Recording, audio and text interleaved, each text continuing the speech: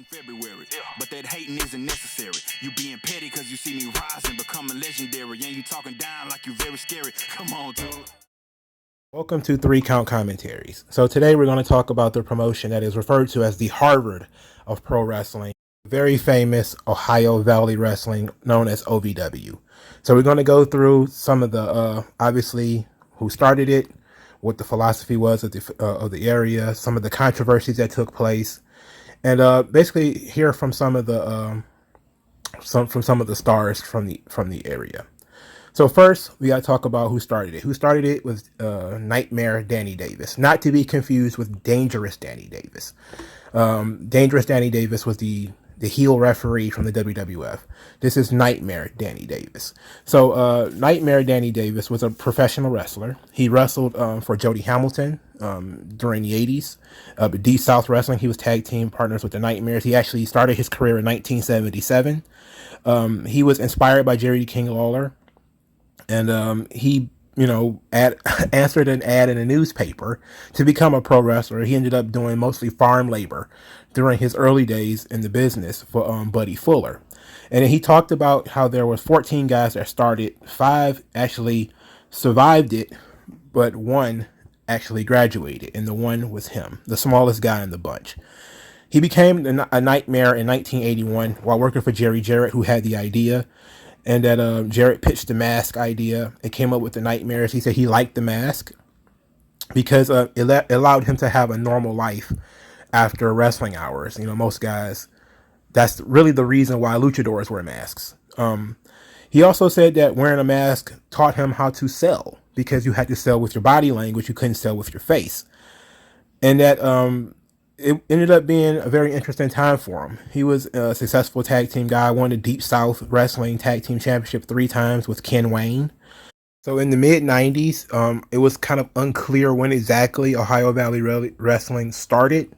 But he said in an interview that he had wrestlers on the roster with about 5 years of experience prior to WWE coming to him with a developmental contract. So this would have been about 1993 or 1994. Because when Jim Cornette came into WWE, this is from Rip Rogers, who was one of the head trainers. Jim Cornette is the one who vouched for them to get them the developmental deal. So Jim Cornette comes in at around 1999. It was a good excuse for him to leave Stanford.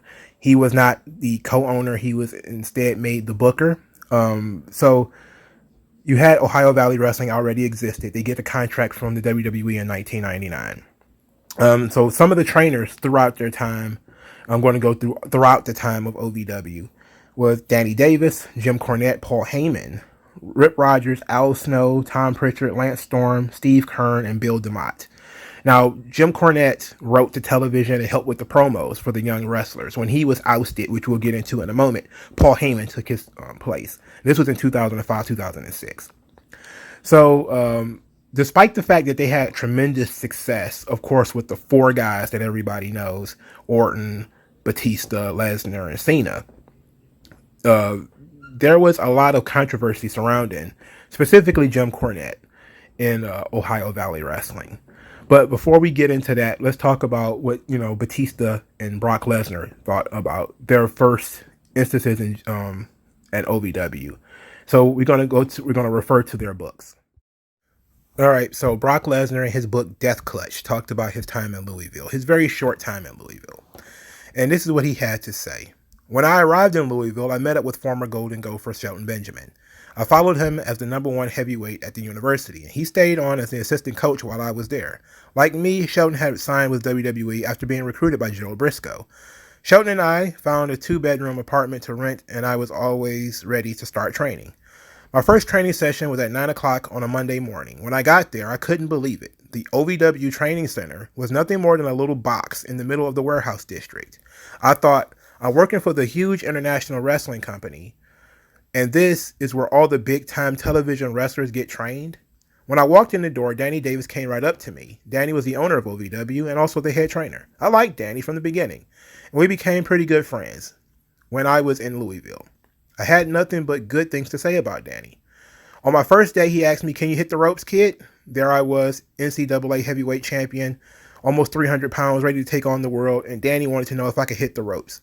I thought to myself, I've done this thousands of times at Brad's. I'll just show this SOB just how hard and fast I can come off the ropes and how good I look doing it. I got in the ring and with a full head of steam, threw myself into the ropes, just like I did every day back at Brad's camp. But instead of launching my body back across the ring like I was supposed to, I went straight through the ropes and crash landed on the concrete floor with everyone watching. I nearly broke my ass in the process. What I didn't know at the time is that there are different types of ropes for wrestling rings. When I trained in Minnesota, Brad had an old-style WCW wrestling ring with ropes made of steel cable covered by a garden hose with tape over it. Danny's ropes were made out of real rope, just like WWE used. Real rope has a lot more give to it than cable. I learned that the hard way. So he talks about much of his time in OVW and how him and Shelton Benjamin were tag team partners because it just seemed pretty natural. He says it was a pretty easy life at OVW compared to the training I was used to. We came home every night and the checks came in steady without fail. Danny gave me the quote honor of transporting the ring to each show and then back to his house for storage. He said he chose me because I kept talking about my work ethic, but I think it had more to do with the fact that I had a pickup truck. Regardless, the ring was my responsibility. Since I was in charge of the ring, I made sure all the other guys were up there on time to help set it up. If they weren't, Danny heard about it because, to me, it was a team effort. I didn't give a shit how long somebody had been there, and nobody was going to give me any back talk either, because if they did, they were going to have to get into it with me. I don't think I was disliked for making everyone carry their own weight, but if I was, I really didn't give a damn. So he also talked about not really liking being in OVW either. And he had already been told that he was only going to be there a year. And so it was a very interesting time for Brock. He says, I wasn't at OVW to win a popularity contest. I was there to learn so I could move up to WWE where the big money was. Some guys at OVW would stay out late every night so they could act like they were somebody for the locals in the bar. I probably ended up at the bar only twice a month at most because I had no desire or interest in trying to impress the locals down there. I wanted to hit the gym in the morning before the practice, do my workouts in the ring, and then have the rest of the day off. At the time, we were only doing a local wrestling shows 3 nights a week with weekends off. So I had a lot of time to myself, just the way I like it. Had a good time at OVW. Danny and his wife Julie were great to me, just like with Brad. My relationship with Danny was more than just teacher-student. We actually became friends. Danny invited me into his home, and I appreciated it. I was at Danny's house often because the ring was there. And Danny and Julie would usually invite me in for lunch. In exchange for the free lunches, I did some handyman work for them here and there. That's one thing about being a farm boy. You learn how to fix anything. So he, of course, talks about the transition from doing OVW to doing dark matches because he had been promised he was only going to be there for a year. And he was, making them keep that promise. So just for a little bit more color, we're going to go to Batista. Batista also wrote extensively about his time in OVW. But before we get there, we're going to talk about his signing with WWE. Batista says, quote, Bruce Pritchard called me with the very next day. We want to offer you a contract. I told him I'd like some time to think about it. Well, this is going to be, he told me, we're offering you this. You get your foot in the door. If I were you, I'd take it. So I took it. There was never any question about it, actually. I was hoping they offered me a lucrative contract, but the truth is they didn't. It was $650 a week. It was a year-long contract, a typical developmental deal. Well, not typical. When I got to the training facility, I found out I was the lowest paid guy down there. I didn't really care. Like Bruce said, I had my foot in the door. Angie and I packed up the car and headed out for Louisville and Ohio Valley Wrestling. So now he's going to, of course, talk about his time in OVW. He says OVW is one of those regional wrestling franchises that can trace its roots back pretty far in our profession. Most recently, though, it's been known mostly as a developmental circuit for WWE. Some of the biggest stars in the business come out of there, such as John Cena, the Boogeyman, Ken Kennedy, Randy Orton. I can't possibly name all the people who worked at OVW and now wrestling on Raw or SmackDown or ECW. OVW has a regular wrestling school with different levels of training. The students range from kids who are really just getting a small taste of the business to veterans who've been injured and need to get back into shape. Just as important from a fan's point of view, though OVW has a slate of live matches as well as television show. The television show is shot at the Davis Arena in Louisville. OVW house shows, which of course aren't televised, are held throughout Kentucky, Indiana, and Ohio. In a way, OVW works like the minor leagues for baseball. WWE calls up OVW wrestlers from its live events from time to time. This gives people at WWE a chance to look at how the talent is coming along and gives young wrestlers a taste of the big time. And OVW wrestlers are all working toward the day when WWE calls and gives them a regular appearance or regular or semi-regular with the three brands. So now he's going to talk about his individual experience in OVW. He says, at first they told us that they were sending us down to Memphis, so we made our plans for Tennessee.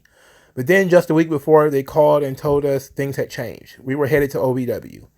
Anyway, we got all our shit together and packed up a U-Haul trailer and attached it to a Honda and drove out.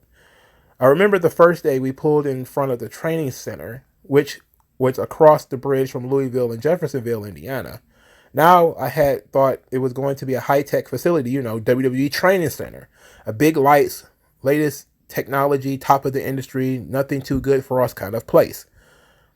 It was the biggest shithole on the face of the earth. It looked like a goddamn abandoned warehouse with the windows all knocked out. I think my wife started to cry, and they weren't tears of joy. The inside of the training facility was just about as desperate looking as the outside. There was nothing fancy about this place. Believe me, when I got there, we had a ring that was such a piece of shit. If you stood in the middle of it, it would sink down about 10 inches. They ended up putting in a new ring only because the Big Show, who was a WWE star at the time, injured his knee and came down to OVW to rehab. Training was like boot camp. Drills, and more drills. God, they just drill us to death. Then we do matches. I had tons of matches. I even had a few with big names.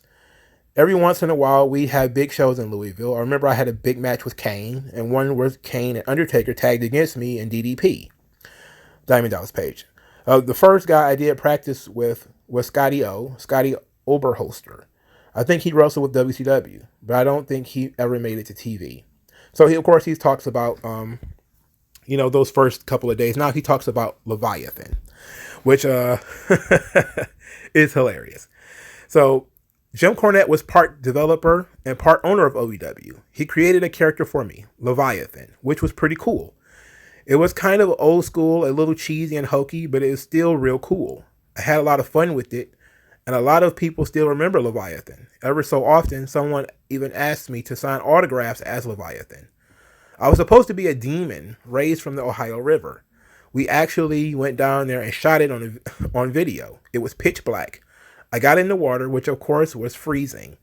Somebody had told me that there were alligators in the river. Being from the streets, I didn't know much about rivers or alligators, so I believed them. The whole time I was in the river, I was shitting myself. I was so afraid that some alligator was going to come up and snatch me. Oh my God. Sin, my manager, started doing this incantation, saying all this crap that nobody can understand. I walked out of the water toward this bonfire that had going on the shore and growled like I was Frankenstein or something. There I was. Leviathan was born. Thank God we got it in one take because I didn't want to go back in. I did not want to get eaten by alligators. Okay, so he says, from then on, I was Leviathan. I was kind of indestructible monster, not really human. Week by week, they broke everything imaginable over my head, bricks and chairs, just to show I was invincible. Meanwhile, I go home every night with a headache. But it was real cool. That was my first taste of being on TV. And of course, I was wrestling every week. The problem was the matches I was in were really short. I come out and squash whoever I was matched up against. That was the kind of character I was. Who was going to beat a superhuman monster? The bad part is I never learned how to work because the matches were so quick. And the character really didn't give me much to say. I looked great. I had the body of a wrestler, but I didn't know how to use it.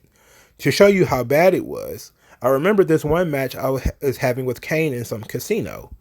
It wasn't for OVW. It was some independent circuit. Kane was wearing a mask at the time, and while he was wrestling, he was laughing under his mask, really roaring, because I was stinking up the place so bad.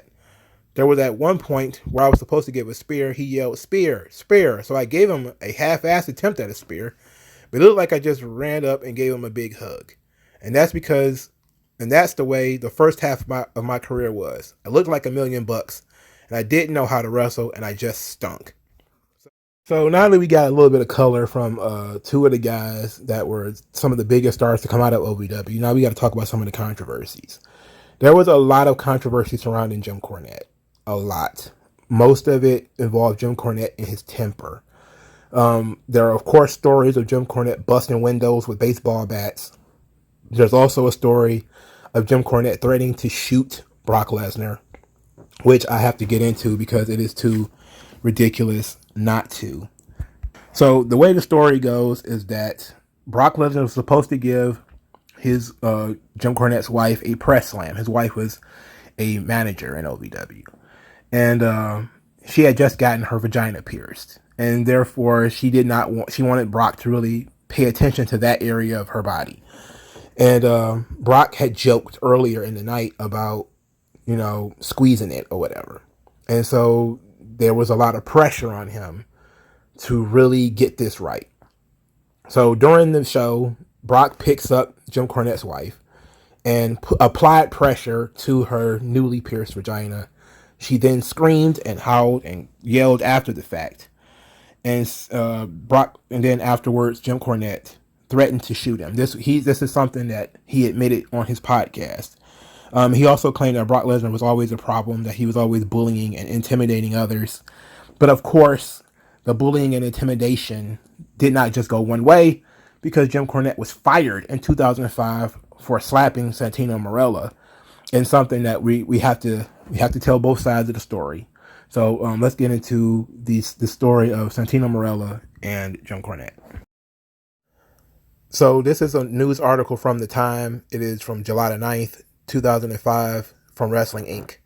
It says, Jim Cornette is reportedly in trouble again with WWE management after Wednesday night's OVW tapings. He apparently slapped OVW student Johnny Giobasco several times. The student was sitting in the audience, and Cornette felt he wasn't into the show enough and didn't react to a heel leaving to the back. He apparently laughed during what was supposed to be a serious, scary angle. After the show is where he reportedly slapped him multiple times backstage. The student was said to be a beginner and not under a WWE developmental deal. The general feeling is of those who were there, as Cornette's actions were witnessed by dozens, was that he was right in yelling at the guy because he had messed up a major angle, but the slapping couldn't be defended. This may cost Cornette his WWE job, which of course ended up doing so. Now, Santino Marella is going to tell his side of the story of what took place. This is from a Q&A that he did, I believe, with PW Insider.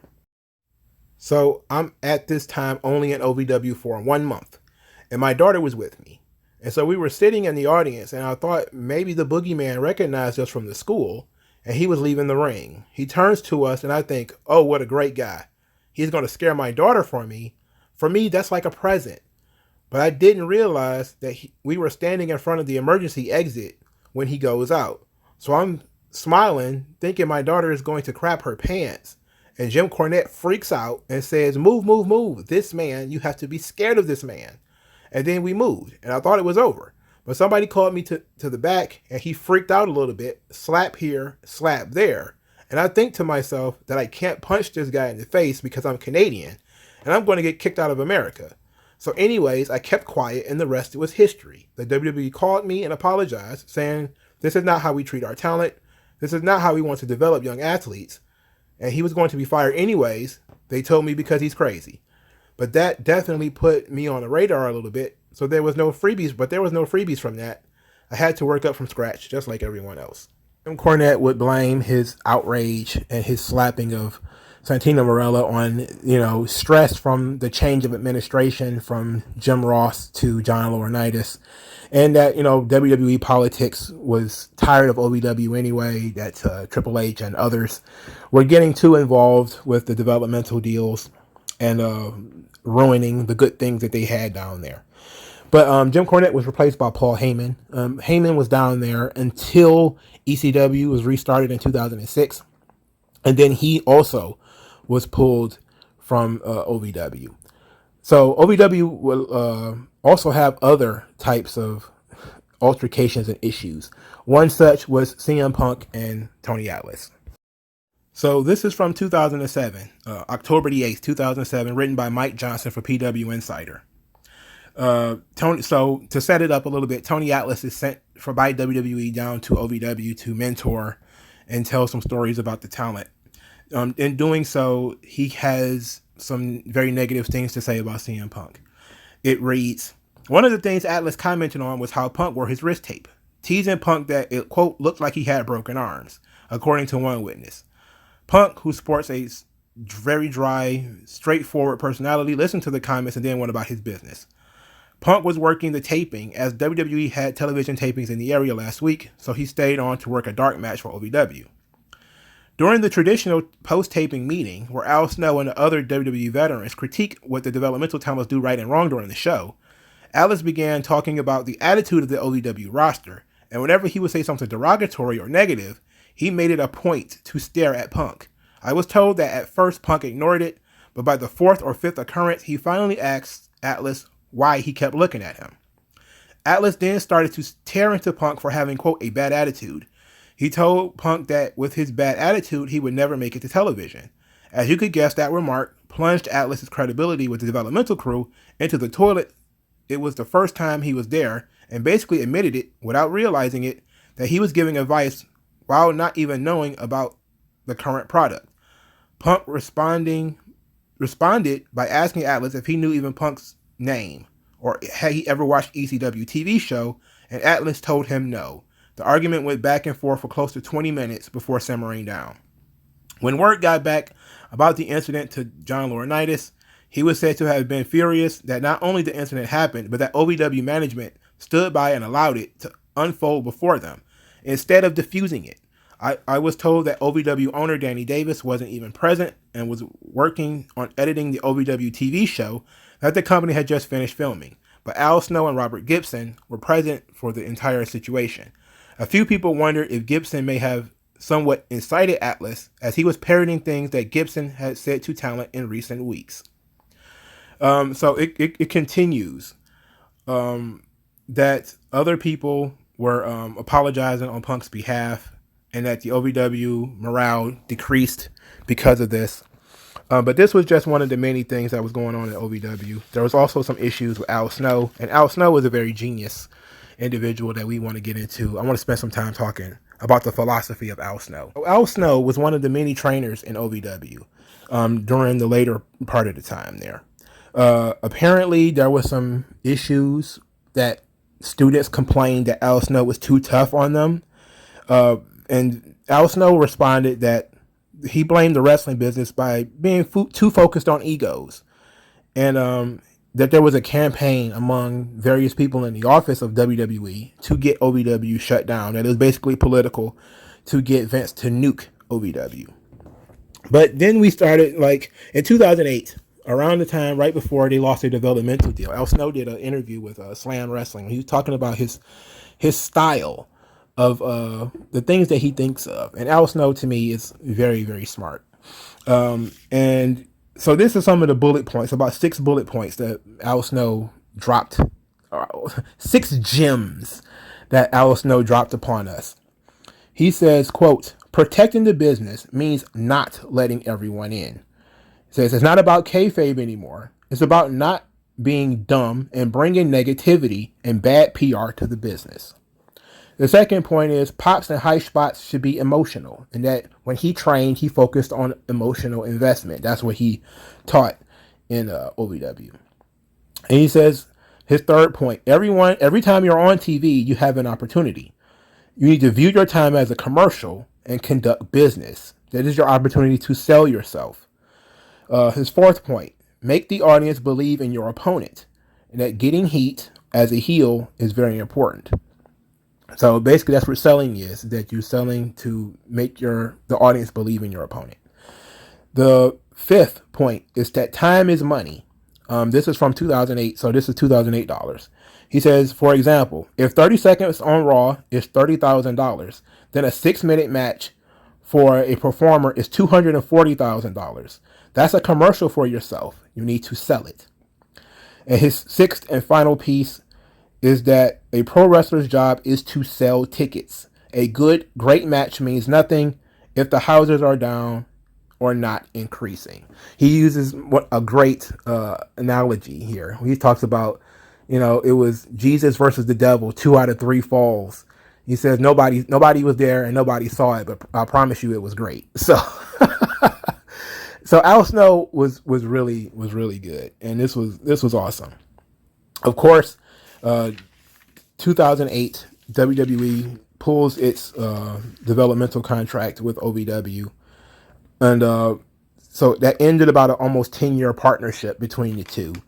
OVW, of course, was responsible for bringing in the four of the biggest stars WWE ever had, in Orton, Cena, Batista, and Lesnar. But it also brought in several other guys, such as Bobby Lashley, John Morrison, CM Punk, Shawn Spears, Michelle McCool, The Boogeyman, Mickie James, Beth Phoenix, and so many others. OVW is probably, if you were to ask anyone and say which is the best developmental program the WWE ever had, it would be, without a doubt, OVW. All right, so thanks for listening. Like this video, share this video, subscribe to the channel, donate to the channel, and I'll talk to you guys later, man. Peace. Skin tone, so why attach yourself and piggyback the wealth you didn't earn or lack yourself? I'm telling you to own up to your own success and failures. It's a reason why these